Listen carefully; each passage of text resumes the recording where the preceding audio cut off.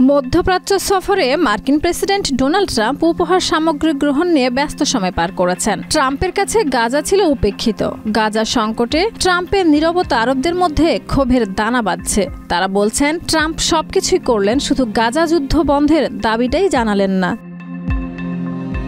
মিশরের রাষ্ট্রবিজ্ঞানী ইসমাইল সাবরি বলেন, আরব নেতারা গাজা সংকট সম্পর্কে জানলেও ট্রাম্পের কাছে যুদ্ধ বন্ধের আহ্বান জানাননি। অথচ তারা চাইলে ফিলিস্তিনের জন্য পদক্ষেপ নিতে তাকে চাপ দিতে পারতেন। তিনি অভিযোগ করেন, এসব নেতা শুধু অর্থনীতি, প্রযুক্তি ও অস্ত্র চুক্তি নিয়েই ব্যস্ত ছিলেন। শেকড় থেকে শিখরে।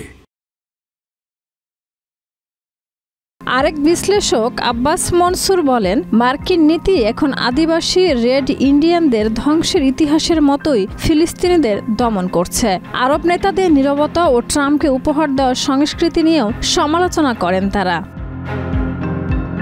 ওয়াশিংটনের মতে এই সফরের উদ্দেশ্য ছিল পারস্য উপসাগরীয় অঞ্চলের সঙ্গে কৌশলগত সম্পর্ক জোরদার করা। তবে গাজা ইস্যুতে নীরবতা জনগণের মধ্যে গভীর অসন্তোষ তৈরি করেছে।